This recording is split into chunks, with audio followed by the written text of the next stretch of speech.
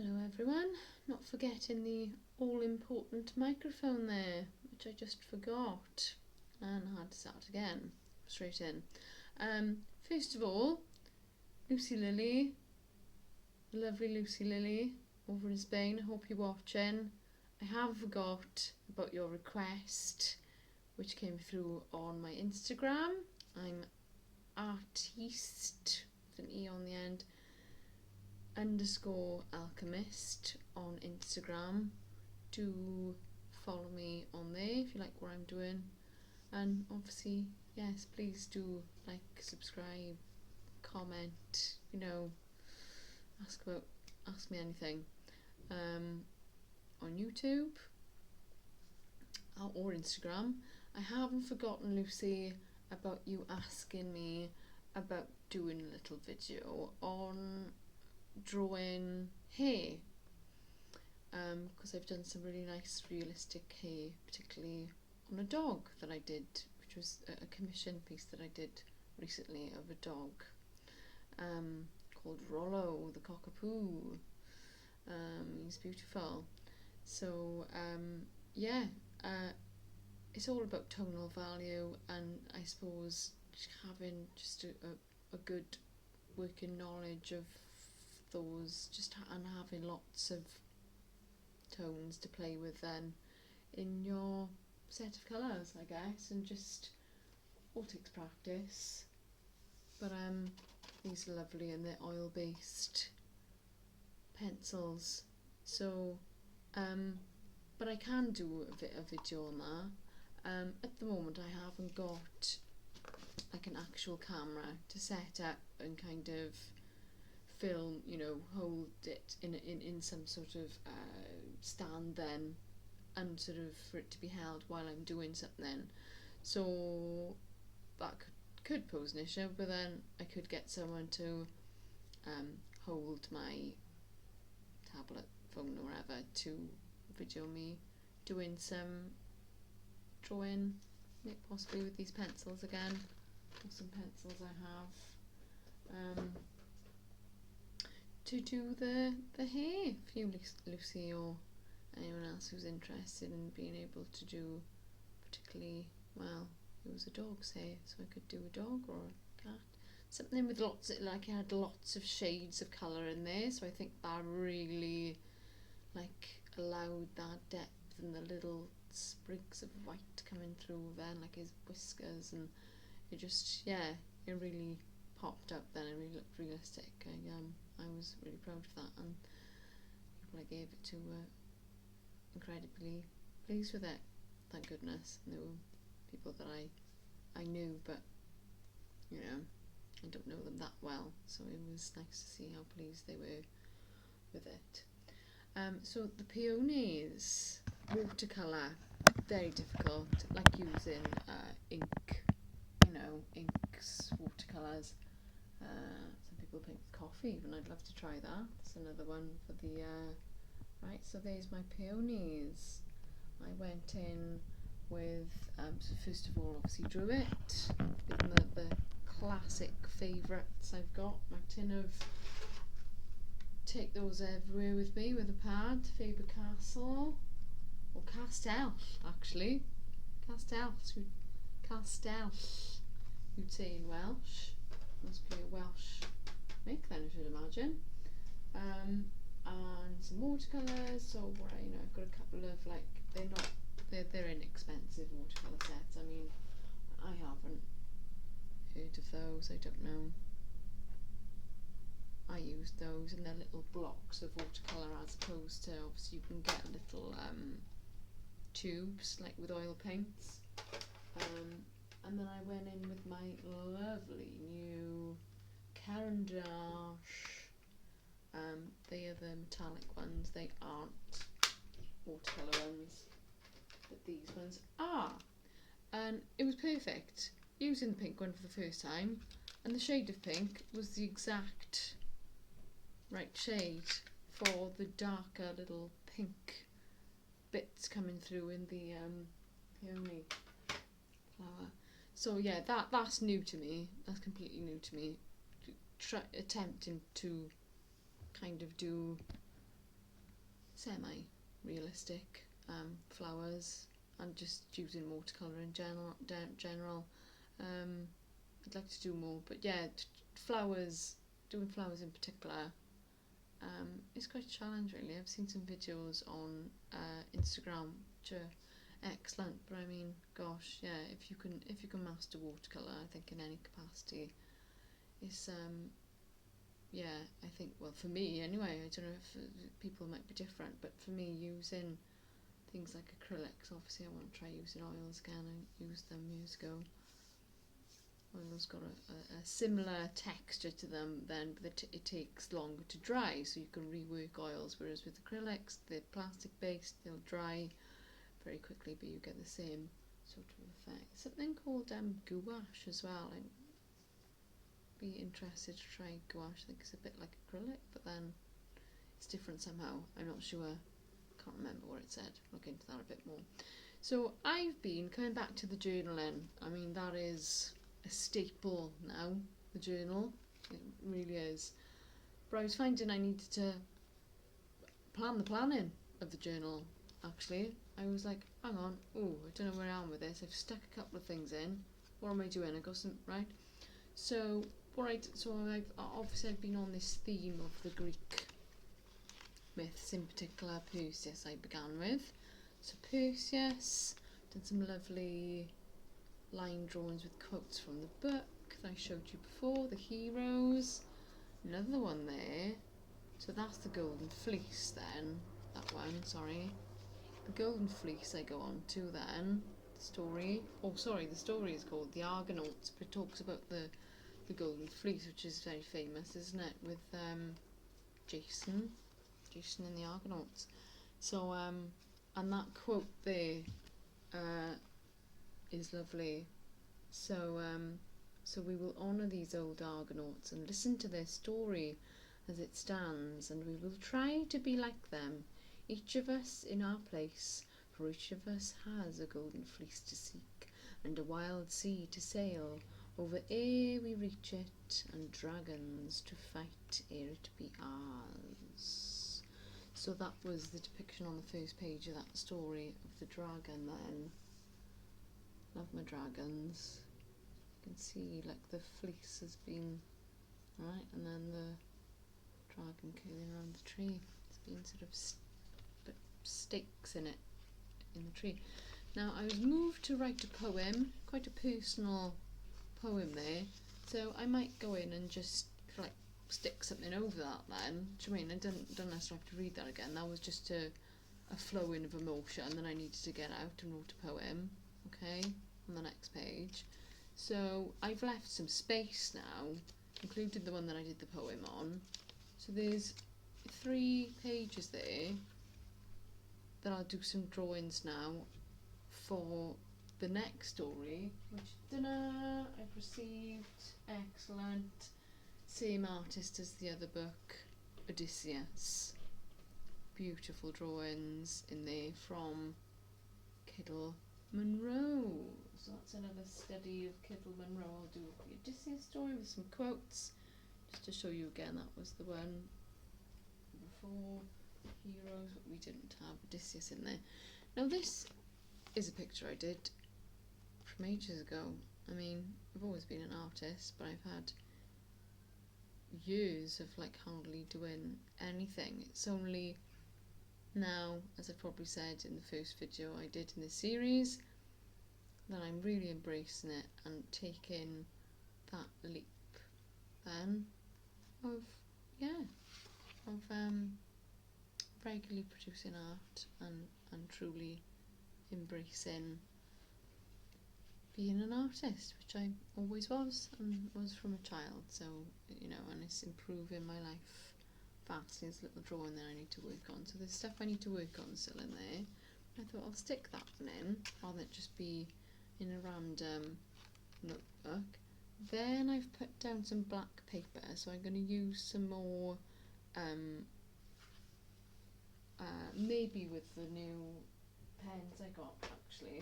I've got these, they were really reasonable, the metallic colour pen, 10 of those, they're lovely. So I might do some more. I'm going to do some more Beatles, possibly with those, possibly with the Karen Dash ones. So there's that. There's more like little bits of writing I want to put in about the Beatles there as well. So I need to look back at that book. So there's that. I'm going to go back to, which is fine. It's just, you know, busy mind, lots to work on. Sorry, so Odysseus is going to go here. Those few pages, I've left to do a few more drawings. I think I think there was a few more of mine to do. From something another, can't remember. Maybe from Perseus still. I still had some ideas to put down there. So I've got Odysseus then. I've just wrote at the top of the page, just in pencil. Some Odysseus drawings. 1, 2, 3, 4, 5, 6. It's quite a study doing those. Then on to the Moomins. I've stuck in a little drawing I did. A little Moomin study, and maybe some quotes and bits from Tove Jansson in there. A study of her. So I've got just 4 pages I've left for that. Then I've done a nice little doodle of a dragon there, nice water dragon I did off the top of my head with my those pens I just showed you, those metallic pens. That's the picture that ended up being a sort of preparatory one then to then go in on the mixed media pad that I've got up there. Courage it was called, so based on the dragon cards I've got. And the one next door was Asclepius, which I haven't quite finished yet, that one.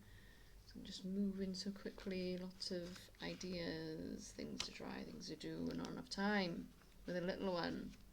He's full time in school in September, so I'm going to have lots more time, but then I'll miss him greatly.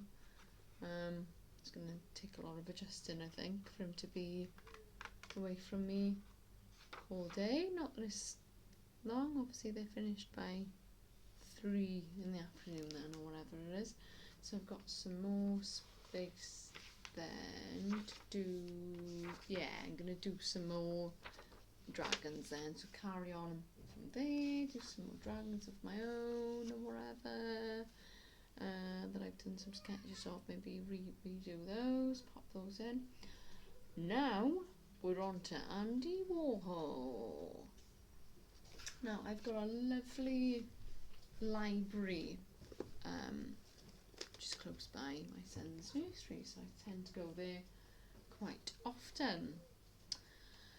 I thought, let's have a look now. So one of the things I want, oh, that's another thing. Before I go any further, let me just show you. So at the back, there's a little pocket that you can put some bits in that, so I can stick these in somewhere or other. These bits and pieces I'm sort of coming by.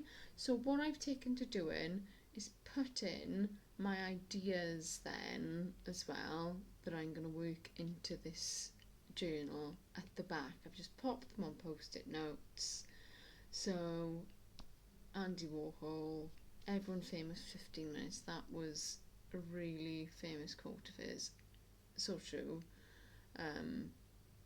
As this guy says quite rightly on the front of this book I've got from the library, a clairvoyant artist, a genius with a keen aesthetic intelligence, from Peter Sheldal, something. So yeah, I mean, look at me now. I'm not doing this to try and be famous, obviously. This is just to support my dream of being an artist, isn't it? It's such a brilliant way to promote yourself on these social platforms, but then there's lots of people that just want to be famous, don't they? And you know, these social platforms are providing that for people. Very interesting how he I mean, he would have said that years ago. He died in the 80s, so you know, yes, very forward thinking. Andy Warhol, interesting. Another thing that I want to go on to, maybe after the Andy Warhol bit, so I've put a quote: mythological women are associated with wells. So that was from a guy called Gwilym that I follow, Celtic Source on all media platforms. The Well of Sovereignty and Celtic Myth is the podcast I was listening to, that quote I heard. And obviously all these Celtic myths, these goddesses, ladies of the lake, find really inspiring. Ties into lots of other things that I'm into and doing, the Greek gods and goddesses, etc., etc. And obviously I've been reading this book as well. So, yeah. There's a book called The Ladies of the Lake by John something, so that's one that I'm going to get and have a look at. But, in saying that, that leads me on, I might as well say to you. So, lovely guided meditation in this book, which is to lead you to meet these lady of these wells and springs, which I thought was brilliant. How I'd written down that quote, you know, obviously I follow Gwilym and all these little Celtic stories, folklore and whatever he has to say about them. And then obviously reading on through my book, we're going through, you know, different times of the year, like solstice is coming up on the 21st of June. Before that, this Sunday is Litha, and that's all about honouring the feminine nature, the goddesses of the water sources. So yeah, it's about going into nature or into the rain or into the sea and just giving thanks and connecting to that goddess then, or those goddesses of those water sources this Sunday. So wouldn't it be great to do this guided meditation? I could do like a separate video then and speak the meditation just with like a picture of the book up, sort of thing. And you could try that as well. You could do the guided meditation, and then at the end it says why not draw or paint what you've encountered, or just write about it even. I mean, obviously that's a very creative outlet as well, but if you are if you are an artist, then yeah, so that's certainly something I'd love to try. And I've already done it, but I haven't tried drawing or painting anything yet, so that'll be a really nice exercise. And strangely enough, ties into, I always get some great videos that come up on my feed on YouTube. Never heard of him, he's quite unknown. A Peter, I can't remember his name now, a Peter something, and he's a dream artist. Very interested in Carl Jung, who was a psychologist, psychotherapist, I believe. And there is a particular psychotherapy that they use. It's called Jungian psychotherapy. So that it's about, it's about the language of your dreams and your subconscious mind and conscious mind. So he's drawn these incredible pictures, and it's very difficult. I don't know if you've ever done this, but drawing something you've dreamt, like maybe you've had something in your mind and you want to get it down on a page, that's really quite difficult to do. So the fact that he's done that and done it so well, and there's so much clarity in the images, however, kind of surreal and stuff. I love surreal things. I'm really into that, and like was it Salvador Dali was probably the most famous sort of surrealist painter, isn't he? I think Picasso was surrealist as well. So yeah, definitely worth looking at. I think it's Borkner or Peter Borkner, I think it was. Borkner's? Sorry, I'll have to look at that. are. It is on my in my post on Instagram about him and some of his pictures. I've put up in the description about that if you want to have a look. So running over a little bit today. Usually do a 20-minute video.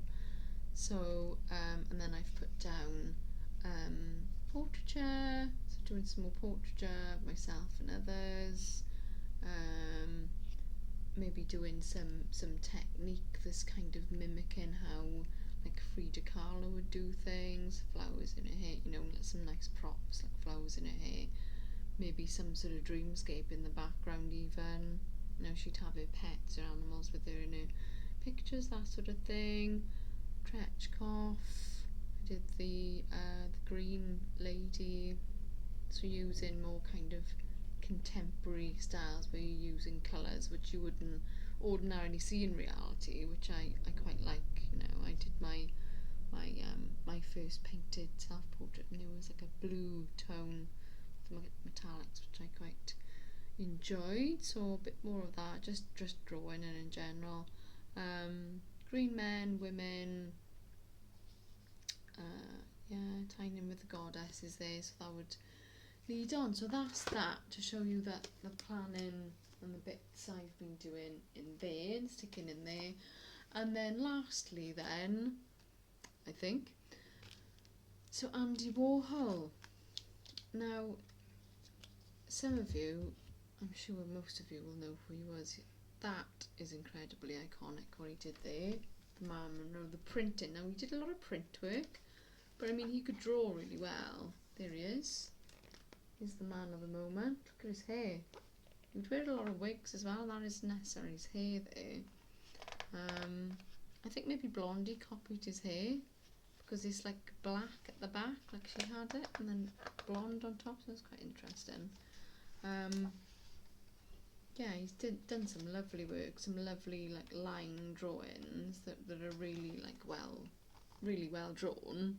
So he could draw. That was just the style he was going with. He just, I don't know, he had this fascination with fame and with they called it pop art. That's really famous as well.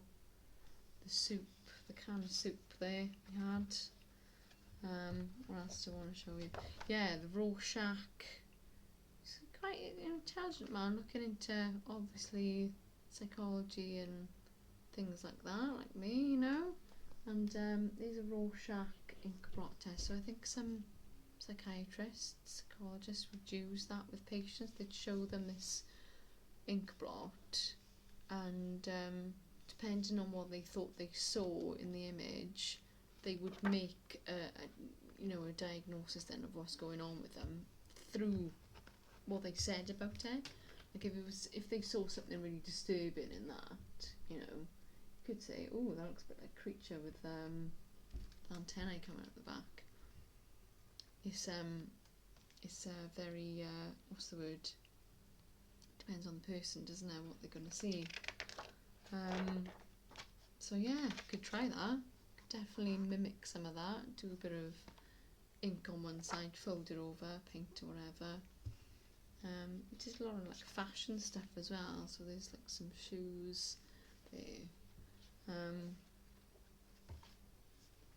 This one, can you guess what he did there? I don't think I'll be attempting that one, but I respect it greatly. So that's an oxidation painting. Looks a bit rusty, doesn't it? Copper paint and urine on canvas. Excellent. Interesting work there, Andy. But yeah, fascinating guy, fascinating. And I mean, just, yeah, I watched a documentary. It's an amazing documentary of his on Netflix at the moment. So I didn't know a great deal about him. I knew about some of the bits he'd done, those prints, you know, the Campbell's soup, and, you know, lots of famous people that he printed, and, you know, he'd sort of paint on, or he'd do the paint first and then print on top of it. So it was really clever the way he would do it as well. Yeah, genius really. So yeah, definitely want to do a little bit of mimicking or coming up with my own bits in maybe an Andy Warhol style for the journal as well. Yeah, so watch this space. I think that's a really good idea to I don't know how to do it yet. I think I'd have to do it on a computer. I'll try and do it. I'll let you know if I can and when I have. But like I said, to speak that meditation, that guided meditation, because it was lovely, really relaxing, and you'd be surprised what comes up for you. You know, sort of meet the lady of the well, spring, whatever you go on this journey, and maybe there'll be lots of nice drawings and paintings come out of that probably for people, because you take a flight on a swan, on the back of a swan, to the Isle of Avalon. So Litha on Sunday, celebrate the goddesses of those water sources, and hopefully I'll have some nice artwork that'll come out of it off the top of my head. Hope you do too. If you do, please let me know, and maybe even DM me on Instagram with your pictures then. So yeah, I mean, if you want to get the book, do. I would recommend it. Some lovely bits in there if you want to know more about all these celebrations throughout the year. You know, you've got all sorts. I could go through them. Obviously you've got Halloween is Samhain, they call it. But yeah, the one on Sunday, which happens to be Father's Day, is Litha. So very happy Litha, everybody. I'm hoping to go to the beach and have a swim in the sea in my wetsuit. So if I get to, I will certainly put some photos up and show you where I've got up to for that little celebration. Right, take care everybody. Thank you so much for watching. See you next time. 2 weeks time. Take care. Peace. As Ringo Starr says, like that. Peace. Bye.